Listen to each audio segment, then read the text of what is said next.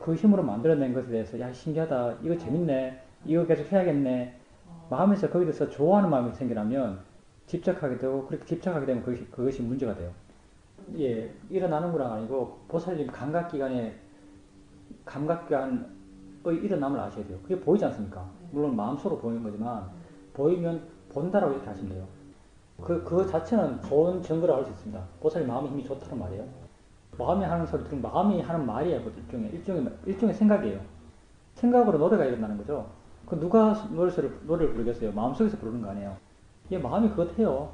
마음이 노래도 부르고 마음이 말도 하고 마음이 나한테 충고도 하고 막 가르쳐 주기도 하고 법문도 하고 그래요. 어떤 때는 대화체, 어떤 때는 설득체, 뭐 어떨 때는 뭐 이런 뭐 연설체, 아주 다양한 화법으로 마음이 말을 해요. 그 중에 노래할 수도 있죠. 그 보살님이 하는 것이 아니면 상관이 없어요. 그럼 마음이 들뜨기 때문에 그렇죠.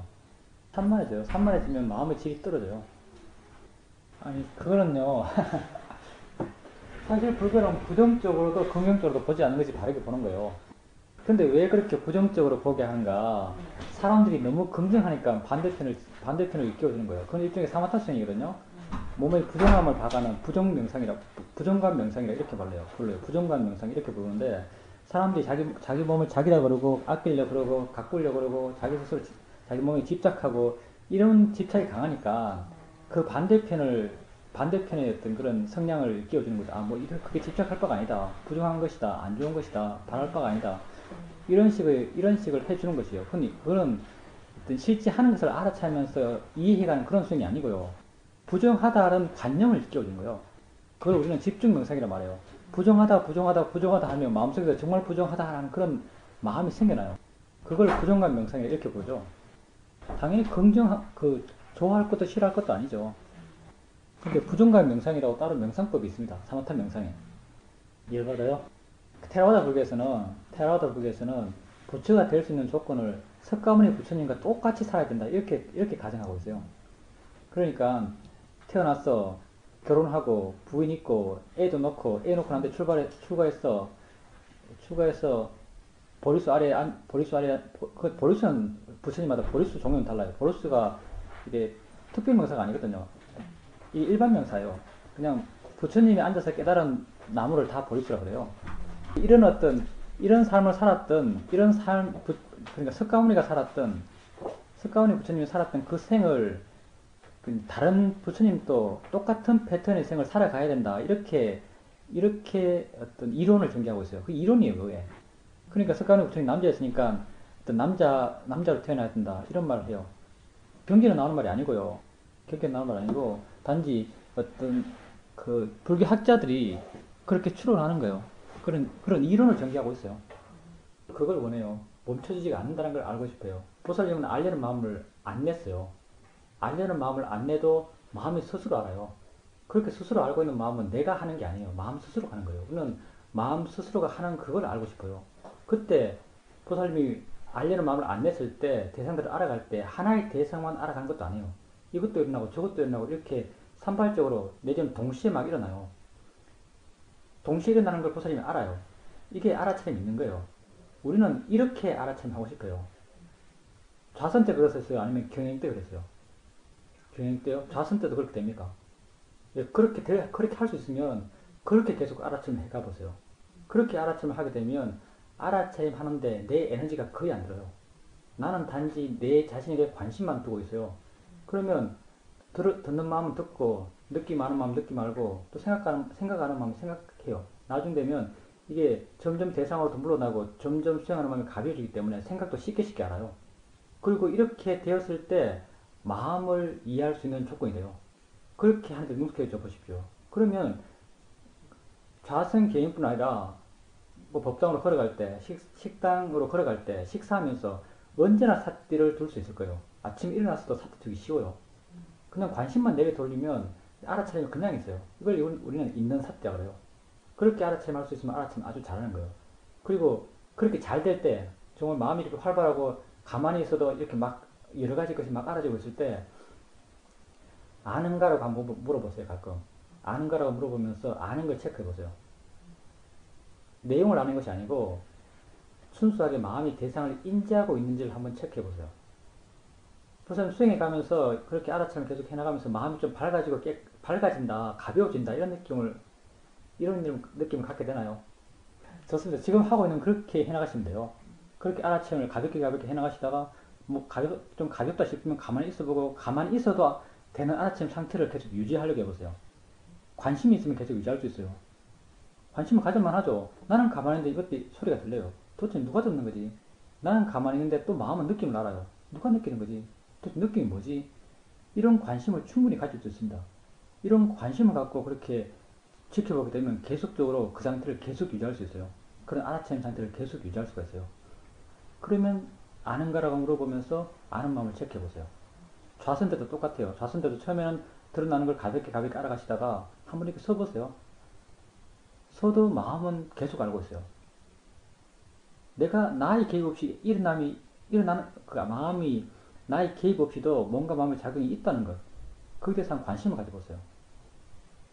그리고 그때도 마음이 가볍게 깨어있다면 아는가라고 물어보면서 아는 마음을 체크해보세요.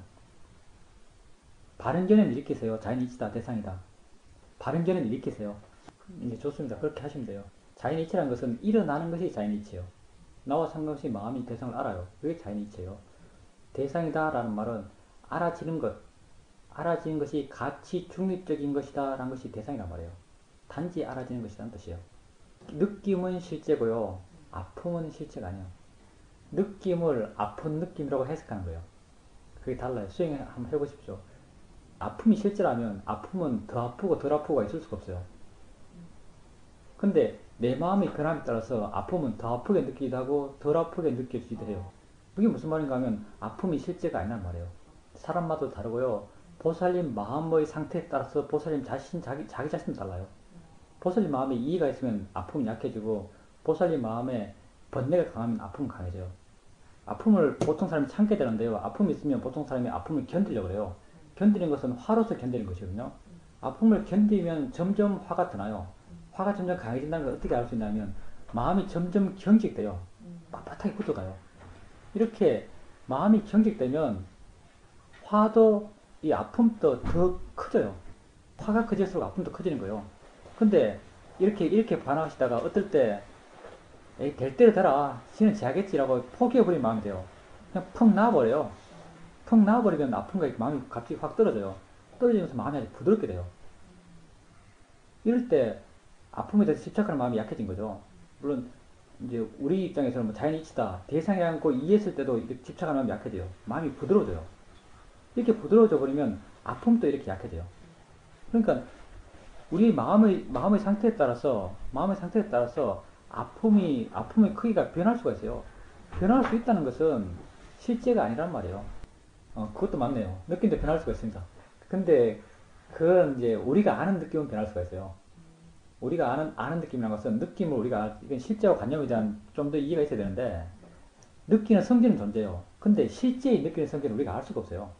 이거 이해가 될지 모르겠지만, 느끼는 성질이 있는데, 실제 느끼는 성질을 우리가 인지할 수가 없어요. 우리는 느끼는 성질을 갖고 그것을 어떤 느낌이라고 해석해서 알아요.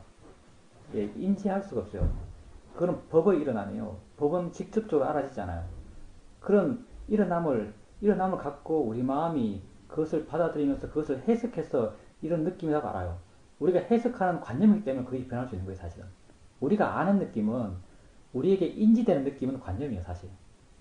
근데 그런 인지되는 느낌이 있기 위해서는 실제 마음의 느끼는 작용이 존재했어요.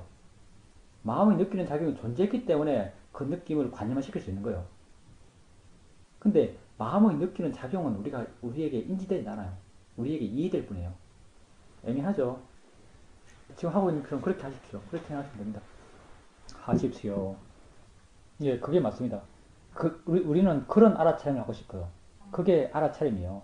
있다고 알지 않습니까? 느낌 있다고 알고, 바람 소리, 물소리뿐 아니라 몸의 느낌도 아주 많아요. 발바닥 느낌, 그러니까 바지가 슬리는 느낌, 손이 흔들릴 때 소매가 슬리는 느낌, 그래서 바람 사이를 가르는 손의 느낌, 아주 많은 것이 한꺼번에 알아져요. 아주 분명하게. 우리 마음이 깨어난 것을 뭘 가지고 알겠어요? 우리 마음이 깨어난 것을 우리가 많은 것을 알아가는 걸 통해서 알 수 있어요. 많은 것이 알아지면 마음은 활짝 깨어난 것이요. 깨어났기 때문에 많은 것을 아는 것이고, 많은 것이 알아지는 걸 통해서 깨어났다고 내게 인지되는 거예요. 그러니까 문이 활짝 열린 것처럼 마음이 이렇게 확 개방된 느낌이 드는 거죠. 우리는 사실 그런 알아차림은 해나가고 싶어요. 그 보살님이 걸을 때 그렇게 걸어가면서 아주 빠르게 걸으면서 뭘 알아야지 이런 생각 안 하지 않습니까? 그런 생각을 전혀 안 해도 이런 것이 알아져요. 왜냐하면 그것이 마음의 고유한 성질이기 때문에 자기를 자기가 하는 것, 우리는 그걸 자연의 이치라고 하죠. 자연의 이치로서 일어난 현상을 그냥 내가 아는 거예요. 그게 우리가 하고자 하는 알아차림이에요. 근데 이제 계속 그렇게 수행해서는 내가 그것은 알아차림 이런 형태라고 이해하시라고 그렇게 말씀드린 거예요. 근데 그렇게 계속 수행하는 것은 부정적 요소가 있을 수가 있어요. 왜냐하면 그렇게 빨리 걸으면서 빨리 걷게 되면 마음이 들뜨게 돼요. 나중에 되면 산만해지게 돼요. 그러니까 마음의 정적인 요소가 힘이 약해져요. 물론 이것도 정적인 요소의 힘이 좋다면 빨리 걸어도 정적인 요소와 동적인 요소의 균형을 맞출 수 있겠지만 그때 빨리 걸으면서 하게 되면 주로 동적인 요소가 너무 강해지고 정적인 요소의 힘은 약해질 수가 있어요. 우선 그렇게 해나가면서 그렇게 하시면서 그게 끼어있는 알아차림이다라고 아십시오. 마음이 아주 그때 밝지 않습니까? 화두란 게 가나선 화두를 말하니까 저는 마음이 끼어났기 때문에 그렇게 마음이 이렇게 많은 말을 할 거고 다른 의견을 갖고 있는 다른 성향의 마음이 또 일어나서 그 말에 대해서 반박도 할 것이고 이렇게 대화체로서 서로 말을 하기도 할 거예요. 그것도 마음이 하는 것이에요. 마음이 하는 것인가 그냥 보살님은 마음이 이렇게 한다라고 이렇게 알고 계시면 돼요. 보살님이 그 화두처럼 내가 누구지, 내가 어떤 존재지라고 이렇게 물어가면서 알아가는 것, 그것은 그렇게 해서 알아지지 않아요. 나라는 것은 보살님이 어떤 관념을 전개시켜 가면서 자기 어떤 관념의 덩어리로서 내가 어떤 존재라고 만들어낼 수는 있겠지만 실제 하는 자신을 그렇게 이해할 수는 없어요. 실제 하는 자신은 알아가면서 이해되는 거예요. 보살님이 의식적인 어떤 사유의 전개를 통해서 알 수 있는 게 아니에요. 존재의 본질에 대해서는 사유의 전개를 통해서 알 수 있는 게 아니에요. 통찰의 지혜로서 알 수 있는 것이에요. 보살님이 일어나는 것을 이렇게 알아가면서 계속 알아가다 보면 자연스럽게 마음이 내 존재가 어떤 존재인지를 이해해요. 시간이 좀 걸리죠. 그러니까 이렇게 그 질문을 통해서 사유를 통해서 탐구하려고 하지 마세요. 알아가는 걸 통해서 알아가는 것 일어나는 거 있지 않습니까? 느끼면 다음에 느껴요. 이게 내 존재예요. 보살님 존재가 따로 있는 게 아니에요. 다음에 느끼는 게 보살님 존재예요. 눈 뜨면 봐요. 이게 보살님 존재예요. 생각할 거 있으면 생각해요. 이게 보살님 존재예요. 입에 뭐 넣으면 만나요. 만 느껴요. 이게 보살님 존재예요. 보살님 존재는 6가지 감각계의 일어남을 통해서 존재가 진행돼 가는 거예요. 그걸 지켜 반응하게 되면 자연스럽게 나의 존재가 무엇인지, 내가 누군지, 어떤 존재인지 이런 것에 대한 이해가 마음에 저절로 생겨나요. 보살님이 알려고 하셔야지 사유를 전개시키려고 해서는 안 됩니다. 알려고 하세요. 그냥 바깥쪽에 빠르게 걸으면서 수행하고 난 뒤에 어떤 자선할 때도 그런 식으로 대상들이 그 사유하는 거 말고도 다른 대상들, 소리, 느낌들 같은 것이 자연스럽게 들어오던가요? 생각만 하셨나요? 실제 바깥이나 아니나 알아지는 대상의 수, 이건 별로 차이가 안 나요, 사실은. 실제로 뭐가 다르냐면요. 우리 마음의 조건이 변한 거예요. 바깥에서는 우선 내 마음이 바깥이라는 것에 대해서 갖고 있는 관념대로 마음의 조건이 변해요. 바깥은 주로 활발해지죠. 몸도 활발하고. 그 안에 들어오면 또 아니다라는 어떤 갖고 있는 관념에 따라서 마음의 조건이 변해가요. 좀 이렇게 좀 침잠되고 좀 이렇게 둔해지고 이렇게 돼가는 거예요. 좌선하면 또 더 그렇죠. 내 마음의 조건 때문에 그런 거지. 실제 알아지는 것이 사실 적은 건 없어요. 앉든 걷든 앉는 거나 걷는 거나 실제 수행하는 게 똑같아요. 단지 내 마음의 조건이 정적인 요소가 강해졌기 때문에 마음이 둔해진 것이에요. 두려움요. 죽음에 대해서요. 두 가지 이유가 다 되지 않겠습니까? 회피하려는 마음이 화의 마음이거든요. 두려움도 화의 마음이에요. 사실 두려움 자체가 회피하려는 마음과 어떤 같은 성질을 갖고 있죠. 그리고 그렇게 두려워하는 마음이 일어나는 것은 당연히 자신을 보호하기 위해서 일어나는 거죠.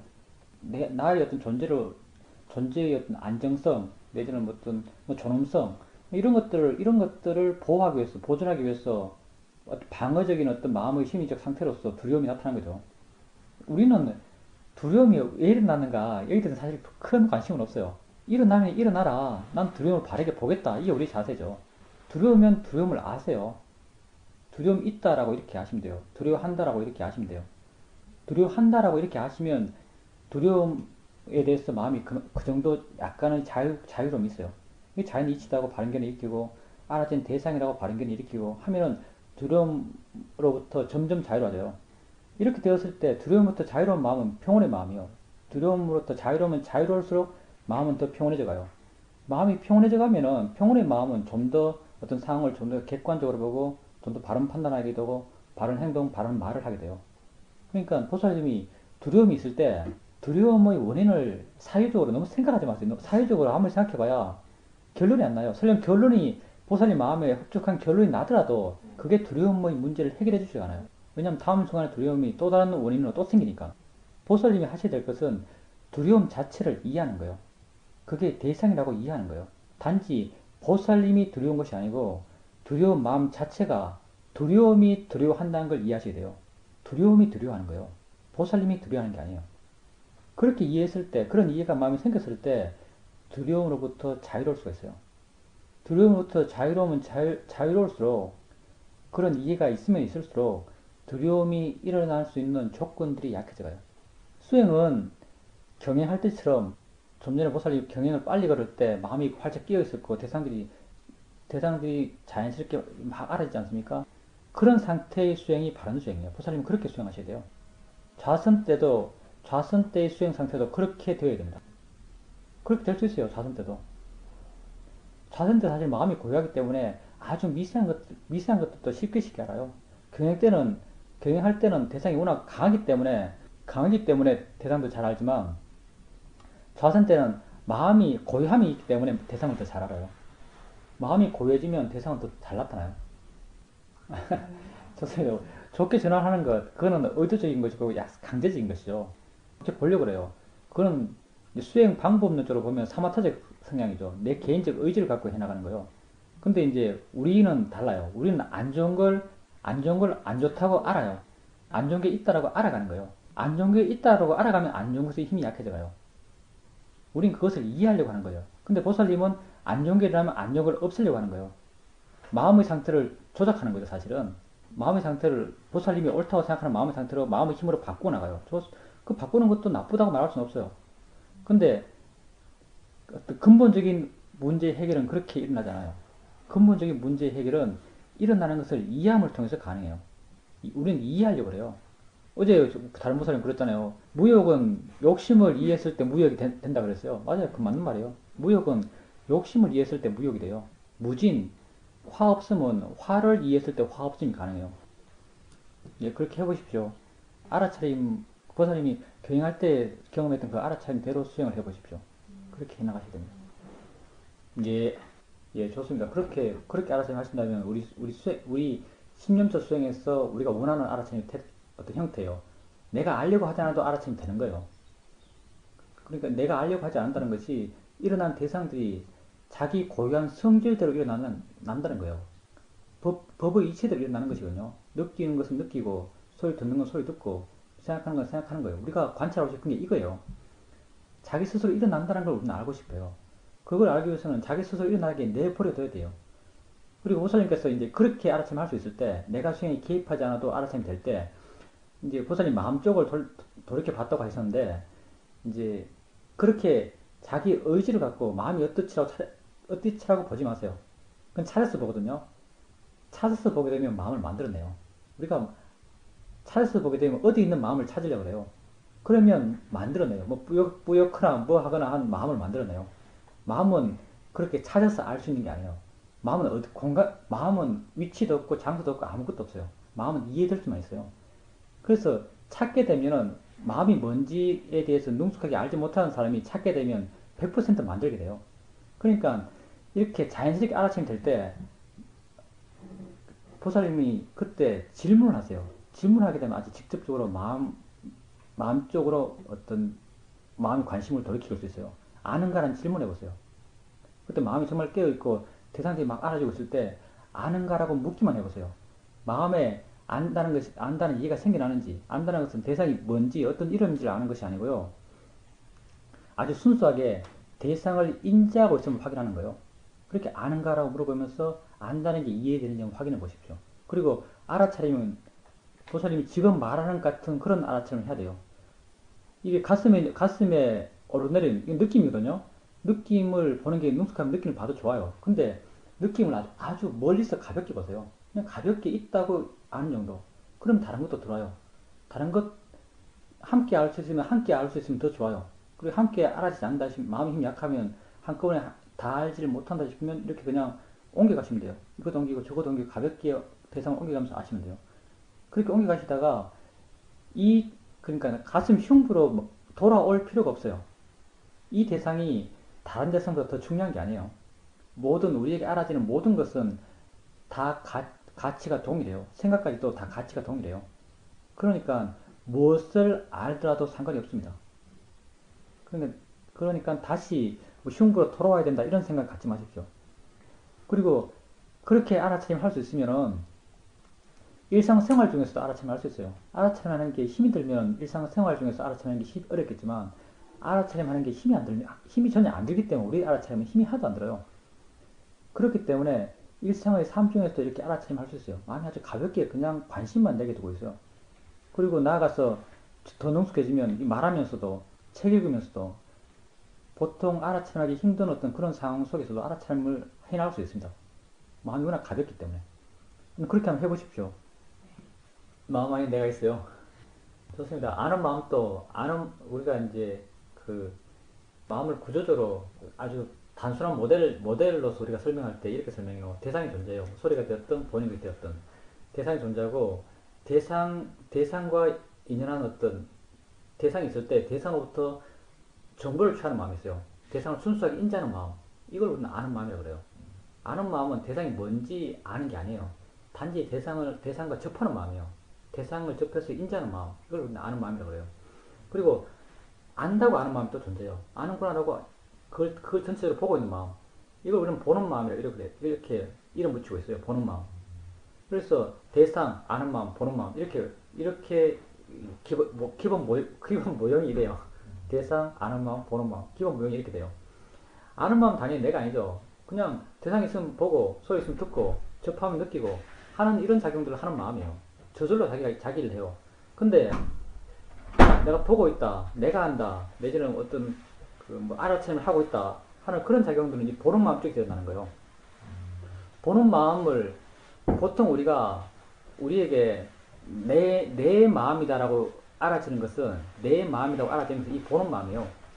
보는 마음을 내 마음이라고 내가 보통 생각을 해요. 근데 수행을 계속 해나가시고 마음에 대한 이해가 계속 깊어져 가면은 이 보는 마음 또한 조건 속에서 일어났다고 알게 돼요. 보는 마음 또한 내 마음일 수 없다는 걸 이해할 수 있습니다. 나중에는. 근데 지금 그게 내 마음이라고 생각되면 내 마음이라고 하세요. 그것도 상관이 없어요. 우리는 믿을 필요가 없어요. 그럼 내 마음 같은 데라고 하면 그냥 그렇게 하세요. 단지 수행을 해보세요. 수행을 해나가게 되면 나중에 스스로 이해할 겁니다. 그것 또한 우리 마음의 다양한 정보 속에서 드러난 마음이죠. 거사님께서 살아오시면서 많은 체험을 하셨고 책을 읽으면서 책을 읽을 때 또 마음이 계속 그 책의 내용에서 판단하는 정보들이 계속 마음에 쌓이고 다른 사람의 이야기 듣고 그 정보들이 쌓이고 들으면서 판단하는 판단들이 계속 쌓이고 이런 많은 정보의 집합 가운데서 수행해야지라는 마음이 떠오른 거죠. 어떤 정보도 없이 거사님께서 수행해야지라는 생각이 떠올렸겠어요. 다 조건 속에서 일어난 마음이에요. 생각해보면.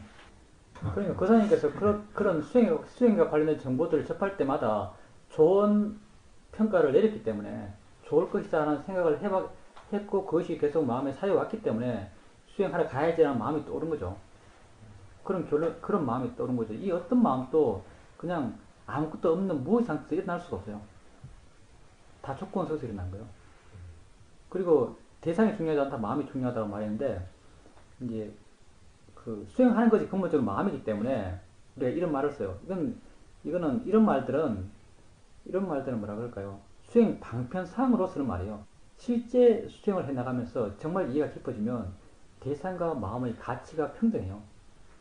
알아지는 것이랑 아는 것이랑 그 어떤 것도 다른 것보다 중요할 수가 없어요, 사실은.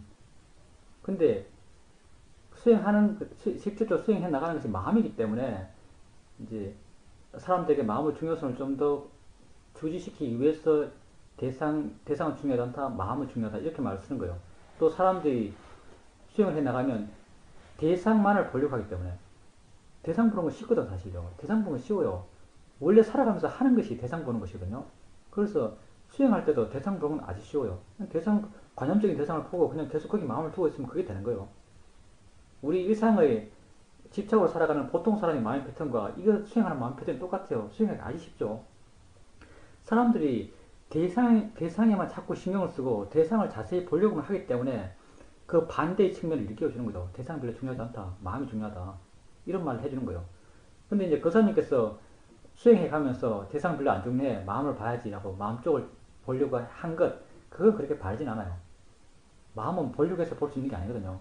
마음은 대상을 바르게 알아차림 해 나갈 때 조금씩 드러나요. 거사님이 직관적으로 그 어떤 사전 준비가 전혀 안 된 상태에서 직관적으로 마음을 이해하기는 힘들어요. 그 사전 준비라는 것은 알아차림을 바르게 해나가는 것, 그게 사전의 준비예요. 알아차림을 바르게 해나간다는 것은 대상들을 가볍게 알아갈 수 있는 것. 나아가서 알려 하지 않아도 알아차림을 할 수 있는 그런 알아차림 정도의 마음 힘이 있는 것. 이렇게 되었을 때 마음을 확인할 수 있는 어떤 힘이 있다고 말할 수 있습니다. 근데 그런 어떤 사전적인 알아차림 상태가 안 되는데 그냥 알려고 해서는 잘 알아지지 않아요. 고사님 지금 알아차림을 어떻게 하고 계십니까? 어떤 대상들을 어떻게 알고 계세요? 우선 수행하는데 바른 견해가 있어야 돼요. 일어나는 걸 접하시면서 자연이 이치다라는 바른 견해를 일으켜주세요. 바른 견해를 일으켜주시면서 바른 견해를 체크하셔야 돼요. 나와 상관없이 일어났구나. 소리가 들려요. 자연이 이치네. 왜냐하면 내가 안 들으려고 해도 안 들을 수 없는 것이기 때문에, 저절로 들리는 것이기 때문에, 이거 자연이 이치구나. 느낌 알아주면 이거 자연이 이치구나. 내가 느낌 알려는 마음을 내지도 않았는데 마음이 스스로 느낌을 알아요. 이렇게 자연이 이치구나 하는 바른 견해를 갖고 알아차림 하세요. 그리고 걸을 때 발에 집중하지 마세요. 집중 안 해도 알 수 있거든요. 그냥 느낌 있다라고 멀리서 알듯이 그 존재만 인지하면 돼요. 그게 있다라고 인지해 주기만 하면 됩니다. 멀리서 보듯이. 있구나라고 이렇게 알면 돼요. 그럼 자연스럽게 다른 것도 들어오거든요. 다른 것 알고 하면서 가볍게 대상도 알아갔어요. 이렇게 마음이 뛰어나야 되고 마음이 밝아져 가야 돼요. 그랬을 때 어떤 아는 마음 쪽을 이해할 수 있습니다. 좌선할 때 마찬가지요. 좌선할 때도 자연스럽게 드러난 대상을 알아가십시오. 가볍게. 그리고 알아지지 않으면 뭐가 일어나고 있지? 이런 질문을 해주시고 마음을 깨워주셔야 됩니다. 예, 하시죠, 보살님. 저선에 무슨 소리를 말씀하셨는데, 우리 감각기관은요, 내가 알든지 모르든지 자격을 해요. 마음이 내가 어떤 것에 집중, 책을 읽는다지 하면 주위 소리가 안 들려요. 내가 못 들을 뿐이지 귀는 듣고 있어요. 귀의 이식, 귀의 아는 마음은 그걸 계속 알고 있어요. 그리고 재밌는 것은 이 알고 있을 뿐 아니라 기억도 해요. 그리고 나중에 내 마음이 아주 고요해졌을 때, 마음의 힘이 아주 좋아졌을 때, 그때를 떠올리면 어떤 소리인지 기억해요. 기억이 날 수도 있어요. 내 마음이 저장돼 있어, 이게. 이런 저장들이 무의식 중에 가끔 나오기도 할 거예요. 이게 내 것이 아니기 때문에 그래요. 자기 역할을 자기 스스로 충실히 하고 있어요. 내가 어떤 게 집중하면 나는 알지 못하지만 자기 일은 자기가 하고 있어요. 지금 우리 이 방에서도 들리는 소리가 없어 보이지만 작은 소리들이 많아요. 사람들이 내가 의식을 안 주니까 사람들 옷 소리는 소리들, 숨 쉬는 소리들 이런 거에 대해서 잘 모르지만 귀와 이식은 자기 일을 자기 하면서 듣고 그걸 또 기억하고 있어요. 몸도 마찬가지, 생각도 마찬가지, 맛, 냄새, 6가지 감각기는 사실 다 그래요. 알아차림이라는 것은 그게 그래 하는 것을 하는구나라고 알고 있는 것, 그게 알아차림이에요. 알면서 하는 것과 알지 못하고 하는 것이 다르죠. 그거는 알아차림 마음의 힘이 아주 가벼워져야 돼요. 아주 가벼워지면, 근데 생각을 알아차림 하는 게요, 무슨 그 목적 자체가 생각을 멈추기 위해서 하는 건 아니에요. 생각을 알기 위해서 하는 것이에요. 생각이 계속 진행된 생각을 전적으로 다 알 수 있어요, 나중 되면.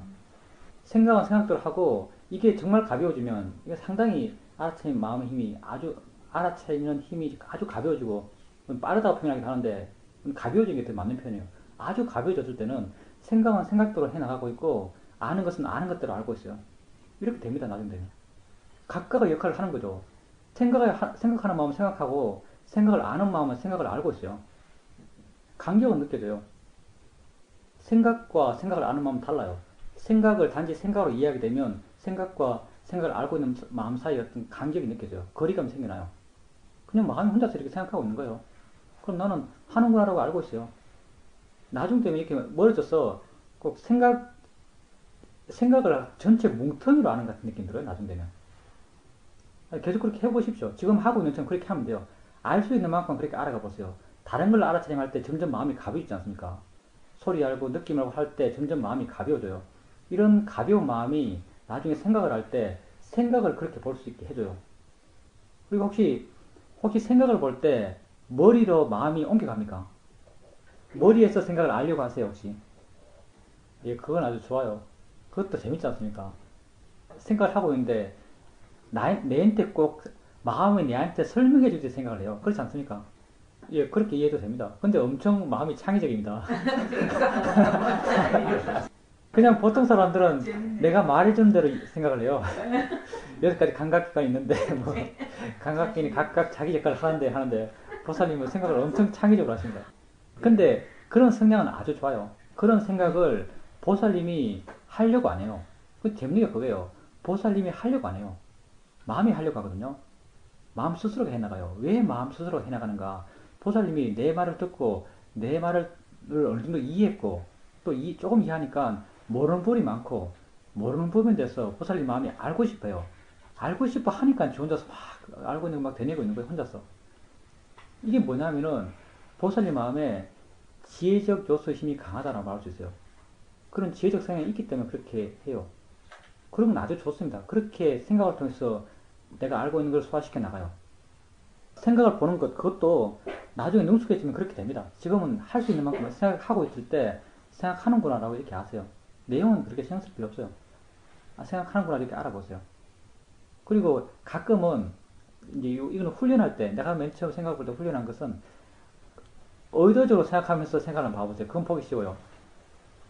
좀 쉬워요. 의도적으로 생각한다는 생각을 하면서 그걸 알아보세요. 그것부터 한번 해보세요. 의도적인 생각을 일으키면서. 의도적으로 생각이 있지 않습니까? 그거 한번 훈련해 보세요. 생각을 어떻게 알아차리면 하는지 우선 감을 잡으셔야 돼요. 그렇게 해나가면서. 그러면 어느 순간부터 생각을 보는 게 쉬워질 것이고 나중 되면은 아주 미세한 생각들, 아주 재밌는 생각들 많아요. 미세한 생각들에 대해서도 그 생각을 알 수 있을 거예요. 마음이 하는 말들을 들을 수 있어요. 알아차리면 어떠세요? 알아차리는 것은 어제 제가 보살님에게도 뭐 잘 될 때 한번 멈춰봐라 이런 말 했던 것 같은데요. 그게 다릅니다. 듣는 줄 안다는 것은요. 듣는 줄 안다는 것은 우리가 다음이 이해할 거예요. 실제로 그러니까 보통 처음에 알아차림할 때는 소리를 알아요. 소리 있다고 하는 거예요. 처음에는 대상을 알아요. 관념적인 대상을 알거든요. 소리를 알고 보이는 걸 알고 어떤 느낌을 알고 이렇게 해요. 그리고 이게 능숙해졌을 때 들린다고 알아요.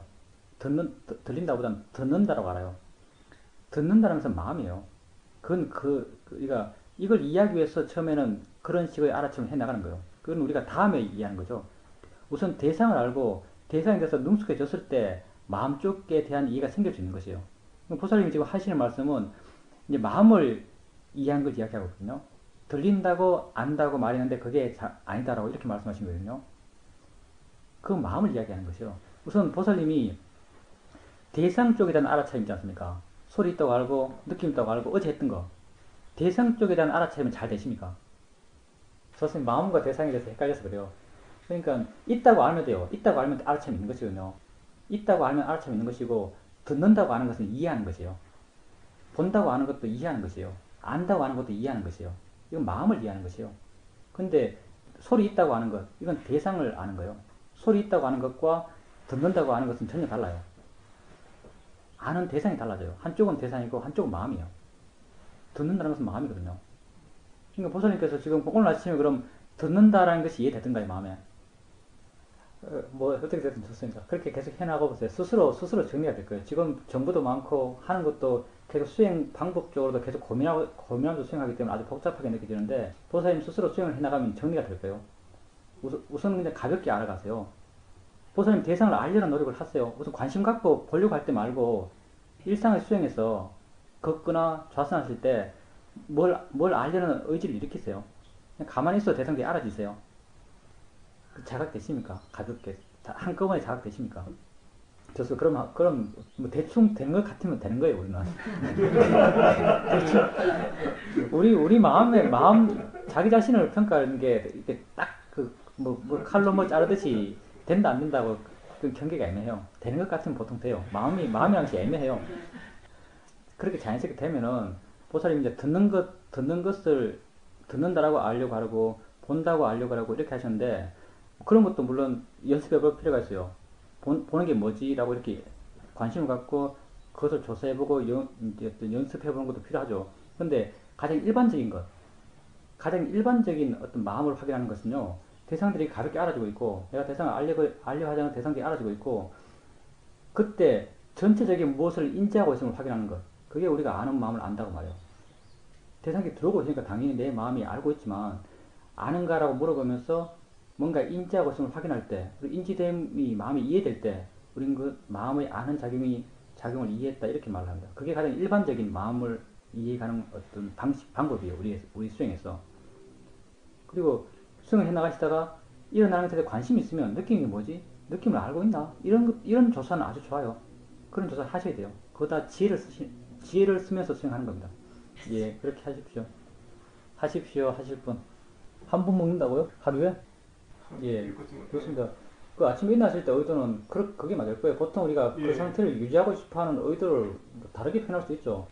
일어나기 싫어하는 의도라고 말할 수도 있어요. 네. 그러니까 거사님께서 그렇게 봤다면 그게 맞아요. 예. 그 두 가지 의도가 한꺼번에 서로 싸워요, 사실은. 예. 서로 싸워서 더 힘센 게 이기죠. 예. 그렇게 상반된 의도가 한순간에 우리가 충분히 있을 수 있습니다. 네. 그리고 이 의도의 마음은 어떤 에너지거든요. 어떤 힘이에요. 마음에서 어떤 힘이 일어나는 걸 느낄 수가 있어요. 그게 의도의 마음이에요. 근데 왜 갑작스럽게 뭘 하게 될 때 이 의도는 쉽게 알아져요. 보살님 같은 경우 어떤 보살님 보니까 하지 말아야겠다고 마음에서 힘이 확 일어나요. 네. 하지 말아야겠다는 의도의 힘이에요. 네. 그건 쉽게 알 수 있죠. 네. 근데 보통은 일상의 삶 속에서 우리 몸을 움직이게 하는 의도들, 네. 이런 의도들은 아주 미세해요. 알기가 쉽지가 않아요. 네. 근데 의도는 우리 몸에서 의도가 한순간도 없을 때가 없어요. 사실 네. 움직임만의 의도가 있는 게 아니고 이렇게 움직일 때 이렇게 의도가 계속 일어나요. 움직이려는 의도가 거의 물결처럼 계속 일어나요. 네. 의도를 말할까요? 아주 마음이 힘이 좋을 때 의도를 계속 볼 수 있을 때 그럼 의도가 파도처럼 계속 일어나요. 네. 끊임없이 파도처럼 내 어떤 몸을 동작들 밀어가요. 근데 이렇게 정지되어 있을 때 심지어 정지되어 있을 때도 정지한 상태를 유지하려는 의도가 계속 일어나요. 네. 우리 몸은 물질이거든요. 중력이 있어서 떨어져요, 이게. 어떻게 하려는 의도가 있어야 몸이 이렇게 유지가 돼요. 이때도 우리 의도가 있어요. 단지 우리가 알기가 힘들 뿐이에요. 워낙 미세하기 때문에. 우리 마음이 무슨 순간 수백만 번 움직이죠. 뇌과학을 의지해서 말한다면 수백만 번 내지는 수천만 번 반응을 한대요. 네. 그게 마음과 연관되어 있으니까. 마음이 우리 몸의 어떤 대상을 인지하고 대상을 분석하고 대상을 저장하고 대상이 반응하고 해나가는 과정에서 무수한 마음들이 일어나요. 그 가운데 우리가 알 수 있는 것은 몇 가지예요. 우리가 알 수 없는 것도 엄청 많아요. 알 수 없는 것은 알지 못하는 대로 내버려 두면 됩니다. 근데 꼭 알아야 되는 게 아니에요. 꼭 억지로 그렇게 알아가야 될 필요는 없습니다. 그러니까 그 사람이 그렇게 의도가 일어났을 때 의도의 마음이다 이렇게 아시면 되는 것이고, 의도가 없을 때 뭐 궁금해서 의도에 대해서 관심 있게 볼 수는 있겠지만 꼭 그것을 봐야 한다고 생각할 필요는 없어요. 그것보다 알기 쉬운 마음이 많아요. 아는 마음이 가장 알기 쉬워요, 사실. 항상 있기 때문에. 아는 마음을 이해하게 되면 의도의 마음 또한 이해해요. 마음의 성질이 같기 때문에. 많은 것을 보려고 하지 마십시오. 그럴 필요는 없어요, 수행하는 데 있어서. 질문 초반기가 뭐였죠? 아니, 그게 아니고, 의도 좀 알아는 이야기 할 때, 그 앞에 뭐라고 했어요? 우선 그거부터 이야기하면요. 알아차림 있는 것이랑 생각이 번뇌의 생각인지 번뇌의 생각이 아닌 것은 아무 상관이 없어요. 번뇌는 알아침이 있든 없든 알아침이 있든 없든 그 생각은 번뇌일 수도 있고 지혜일 수도 있어요. 생각이 있다 해서 그 생각이 다 번뇌는 안 해요. 지혜도 생각을 하거든요. 그럼 지혜도 생각을 하고 번뇌도 생각을 해요. 근데 알아차림과 더불어서 지혜의 힘이 아주 좋다면, 그리고 마음이 아주 깨끗하다면, 그건 거의 좋은 생각들, 지혜의 생각들을 할 거예요. 근데 우리가 보통 알아차림이 있더라도 마음이 그렇게 완전히 좋지 못해요. 지혜도 완전하지 않아요. 알아차림과 더불어서 지혜가 함께 한다 하더라도 지혜가 완전하지 않아요. 그때 이런 생각들이 지혜가 생각할 수 있는 것이고, 번뇌가 생각할 수 있는 거예요. 뭐가 생각하든지 우리가 해야 될 것은 생각을 한다고 알면 돼요. 아니, 우리 이제 그 대승불교에서 어느 어떤 단체에서 그렇게 이야기하는지 모르겠는데요. 우리 테라바다의 입장, 상자불교 입장에서는 참나라는 것을 인정하지 않아요. 참나라는 것은 없어요. 다 조건 속에서 일어날 뿐이에요. 그리고 생각이 있을 때 그 생각이 지혜가 아닌가 번뇌가 아닌가, 생각에 사실 그거는 오직 하나 가지고 판단할 수 있을 것 같아요. 그 생각을 할 때의 마음의 느낌이요. 번뇌도 지혜 같은 말을 하거든요. 번뇌가 워낙 빠르고 능숙하기 때문에 내가 어떤 것에 대해서 이해를 하게 되면 그 이해를 번뇌도 써먹어요. 자기 편하려고.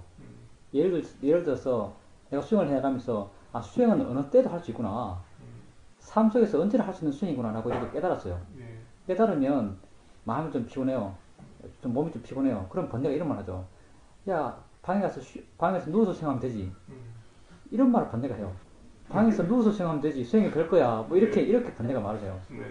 내가 이해한 지혜를 번뇌가 써먹어요. 그러니까 생각의 내용 가지고 그 생각이 번뇌가 했는지 지혜가 했는지 구분할 수가 없어요, 우리가. 근데 뭐가 명확히 구분되냐면, 이게 상당히 좀 구분하기가 쉽지는 않겠지만, 그 생각을 할 때 마음의 느낌이 있어요. 마음이 끼어있는지 밝은지, 마음의 느낌이 좋은지, 그렇게 마음의 느낌이 좋으면 그건 지혜가 하는 생각이에요. 근데 그 생각을 할 때 마음이 침울하고 들뜨고 산만하고 어둡고 이런 마음의 느낌이 생긴다면 그것은 번뇌가 하는 생각이에요. 그럼 참나 진화 이건 우리는 참나 가 이건 우리는 전혀 그런 문제는 그쪽은 접근하지 않습니다. 그리고 공이라고 하는 것도 이제 우리는 공이라는 것을 아주 단순하게 나라는 것이 없다는 것을 공이라고 이해해요. 단지 어떤 자연스럽게 일어나는 것이다. 그런 입장에서 공을 이해하고 있습니다. 그렇죠. 아라는 번뇌가 없습니다. 아라는 번뇌를 지켜보는 것이 아니고, 아라는 번뇌가 일어날 수 있는 조건이 마음에서 완전히 사라지신 분이에요. 번뇌의 삭 자체가 있을 수가 없어요, 그분들은. 그러니까 성인이라고 부르는 거죠. 그분들의 번뇌의 의도가 있을 수가 없죠, 그분들은. 번뇌의 마음 자체가 없기 때문에. 그래서 그분들은 경전에 보면 뭐 의도가 없다는 말도 나오긴 나와요, 경전에서. 의도가 업이 돼서 업이 다시 어떤 업의 결과를 받기 때문에 의도가 없다는 말도 하는데, 사실 그 의도는 뭔가 하려는 의도, 대외적으로 뭔가를 하려는 의도 있지 않습니까? 무슨 예를 들어서 뭐 불교를 널리 펴야겠다는 의도, 사실 이것도 번뇌거든요. 상황에 따라서 그분들이 물론 다른 사람이 이렇게 하는 게 좋다고 이렇게 충동질하면 그분들은 그 일이 바라다고 알면 무한대로 해나가요. 해나가면서도 한만 있지 좋은 걸 한다, 남을 위해서 한다 이런 생각도 없어요. 그냥 한만 있는 분이에요. 이렇게. 근데 할 때 뭔가를 하기 위해서는 의도도 있나요, 당연히. 그렇게 말을 하고 행위를 하고 할 때는 의도도 있나요. 근데 뭔가 좀 개념적으로 좀 애매할지 모르겠지만, 뭐 사회적으로 뭔가 단체를 만든다든지 어떤 업적을 만든다든지 이런 의도는 전혀 안 나죠, 그분들은. 근데 그 가운데 이제 부처님이 성도하시고 난데 맨 처음에 당신이 깨달은 걸 반주해 보시면서 나의 깨달음이 너무나 미세해서 중생들을 이해하지 못한다. 그러니까 내가 중생에게 말해봐야 중생들 이해하지 못할 것이다. 내가 말해봐야 나만 피곤하고 이익도 없을 것이다. 가르치지 말고 내 혼자 편하겠다. 이런 생각을 하시거든요. 그 경전 보셨어요, 그 부분? 부처님 그거 생각하세요. 이 부분을 어떻게 이해되는가? 이 부분을 의도와 관련해서 이해할 수 있어요. 부처님이 깨달으셨지만, 부처님은 중생을 그렇게 불쌍하다, 어떤 중생, 나와 다른, 나는 수승하고 중생은 뭐 열등한 존재다, 내지는 중생은 잘못됐다, 이렇게 볼 수 있는 마음의 상태가 아니거든요. 우백한 마음이기 때문에. 중생을 단지 법의 대상을 보는 거죠. 법의 일어남으로 중생을 이해하시죠. 그러니까 그분에게는 도와줘야겠다, 불쌍하다 이런 의도가 아니라는 거예요. 근데 이제 천상에 있던 산빠띠라는 천인이 내려오지 않습니까? 산빠띠라는 천인이 내려와서 부처님에게 뭐 아직도 눈에 먼지가 작은 사람이 많습니다. 그 사람들이 법을 들으면 부다의 가르침을 이해할 것입니다라고 부처님을 떠밀어요. 이렇게 떠밀게 되니까 거의 중요 상태에서 뭔가 떠밀면 끝까지 가듯이 그거 한번 떠밀려서 그냥 계속 가는 거예요. 그렇게 볼 펴기 시작하셨거든요. 그러니까 아란의 의도를 이 일화를 통해서 아란의 의도를 미루어서 약간은 짐작해 볼 수 있을 것 같아요. 뭘 좋은 걸 한다는 생각도 없어요. 내가 착한 일을 한다, 남을 위해서 한다 이런 생각 자체가 없죠. 그런 의도가 없어요. 단지 행함의 의도가 있는 거죠. 수행하는 건 어떠세요? 그건 우리 여담이고 사실은 수행은 어떠세요? 예, 거선님께서 아라침 하는 것은 이야기 들어보면 걸어가면서 아라침 하시고 이렇게 하시는 거 보면 별로 노력을 안 하고도 아라침 될 거예요. 되는 것 같아요. 자선 때도 그렇게 되십니까? 좋습니다. 그러면 그렇게 수행이 잘 될 때 아는가라고 물으면 안다는 게 이해가 되십니까? 마음이 안다고 수긍이 되십니까? 수긍의 느낌을 확인할 수 있습니까? 좋습니다. 스스로 한번 관찰해 보세요. 우리가 지금 거사님이 그런 스타일의 아라침을 하는 것은 마음을 이해하기 위한 어떤 전제적인 조건이거든요. 그 조건을 좀 더 바르게 만들어 가기 위해서 우리가 가볍게 보고 물러나서 보고 알리하지 않은 상태에서 아라침을 하고 이렇게 해나가는 거예요. 그래서 그 다음으로 아는 마음을 이해하는 게 중요해요. 아는 마음, 아는가란 질문, 알고 있나란 이 질문이요. 이제 대상 쪽을 확인하는 질문이 아니에요. 그건 소리, 뭐 느낌 이런 쪽을 확인하기 위한 질문이 아니에요. 이런 것이 있죠. 분명히 알아지고 있어요. 알아지고 있으니까 마음이 알아요. 이것은 아주 직관적으로 아는가라고 물었을 때 알고 있구나라는 것이 확인이 되는지 그걸 확인해 보세요. 우린 그걸 확인하고 싶어요. 이 학생은 어떠세요? 잘 쓰여져요?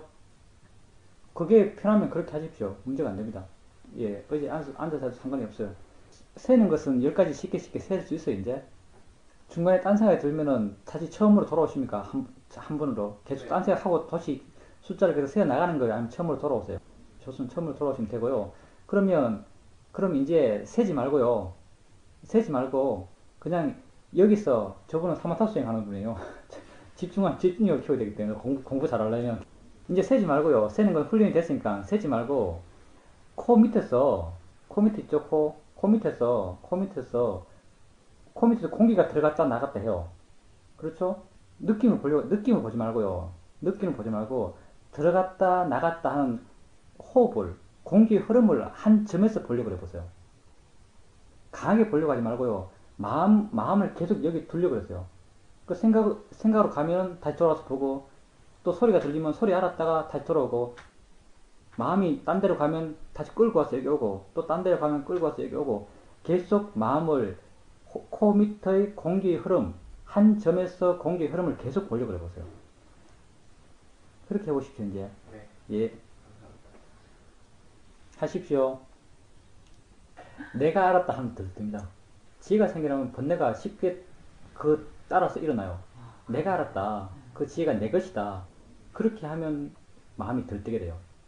그게 정보로서 알아진 것이 아니죠. 그건 그 현장에서, 그 상황에서 보살이 그때 알아진다는 것이 이 상황을 아는 마음이 계속 아는구나. 이게 알아진 게 아닙니까? 예. 진행되면서 계속 변하니까 새로워요. 근데 그것을 알고 있는 마음이 계속적으로 변한다, 새롭다. 이게 된 겁니까? 들떴다고 하면 뭔가 알았기 때문에 들떴을 거예요. 우리가 지혜가 생겼을 때 많이 들떠요. 내게 지혜가 생겼다. 내가 잘했다. 이런 마음이 생기기 때문에 들뜨게 돼요. 좋은 것과 들뜬 것도 많이 달라요. 들뜨면 마음이 안 좋아요, 사실. 들뜬 것은, 들뜬 상태를, 보살님이 만약에 들뜬 상태의 마음을 봐보세요. 들뜬 상태의 마음을 보면, 들뜬 상태의 마음이 결코 좋지 않다는 걸 알아요. 마음 상태 좋은 것이랑 들뜬 것은 달라요. 그러니까, 많은 사람들이 들뜬 걸 행복한 상태로 생각해요. 들뜰 때 뭐 열정 같은 거 느껴지고, 이렇게, 뭐 기쁨이라고 생각하기도 해요. 근데 그렇게 생각하는 마음은 욕심이에요. 들뜸은 다 욕심으로 해서 생겨나거든요, 주로. 욕심으로서 생겨난 그 들뜸의 마음을 어리석음은 좋은 걸로 받아들여요. 좋은 걸로 받아들이기 때문에 우리가 욕심에 대해서는 경계심이 잘 안 생겨요. 욕심이